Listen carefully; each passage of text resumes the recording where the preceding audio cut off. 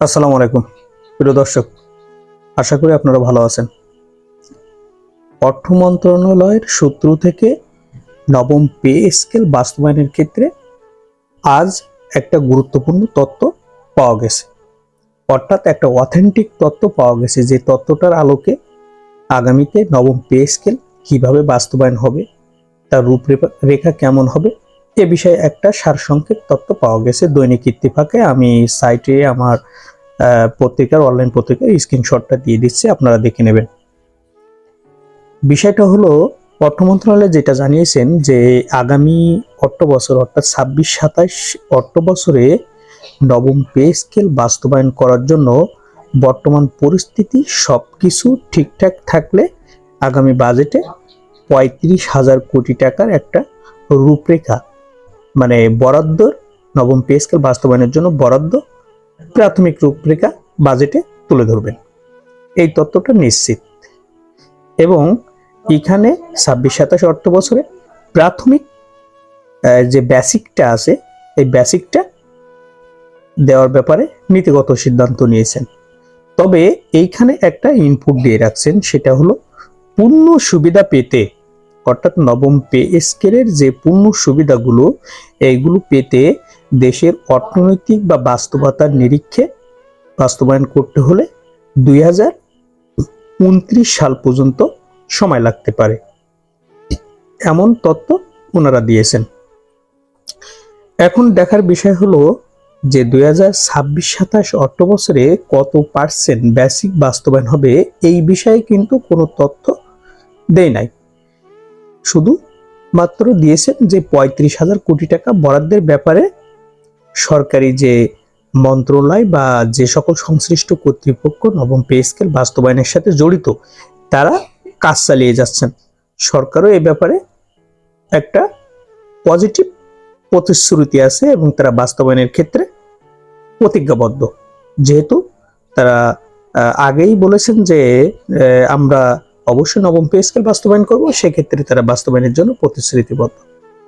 তবে সরকারি কর্মকর্তা কর্মচারী কল্যাণ সমিতির যে সকল নেতারা আছেন, তারা দাবি করছেন যে নবম পে স্কেল বাস্তবায়ন, নবম পে স্কেল যে 2025 তার গেজেট প্রকাশ করতে হবে এবং 100% বেসিক বাস্তবায়নের ক্ষেত্রে তারা কিন্তু সভা সমাবেশ বা মিছিল মিটিং বা বিভিন্ন যে টেকনিক্যাল বা কারিগরি বা যেটা বলি না কেন বা কূটনৈতিক যে কাজগুলো, সেটা কিন্তু তারা চালিয়ে যাচ্ছেন।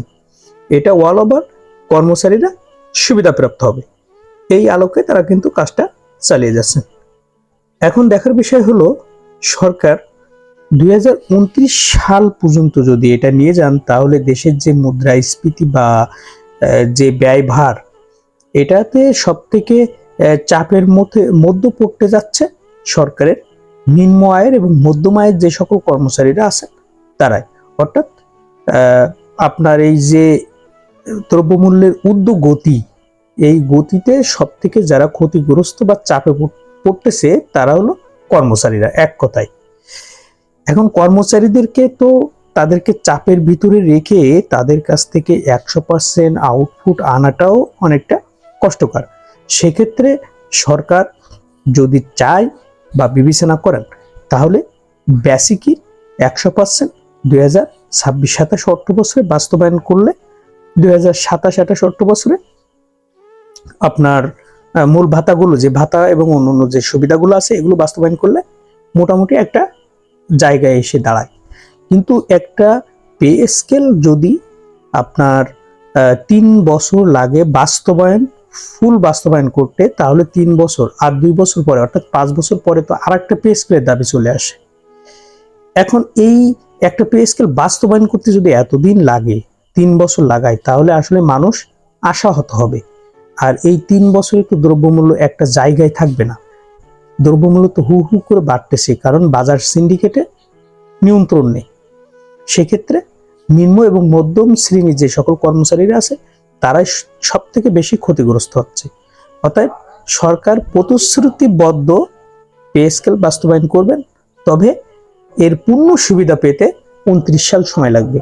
আমরা সরকার সহ দেশের সংশ্লিষ্ট যে সকল কর্তৃপক্ষ আছে, পে স্কেল বাস্তবায়নের ক্ষেত্রে তাদের কাছে দাবি একটাই, যে 26-27 অর্থ বছর এবং 27-28 অর্থ বছর, এই 2 অর্থ বছরে পূর্ণ সুবিধাটা দেওয়া হোক।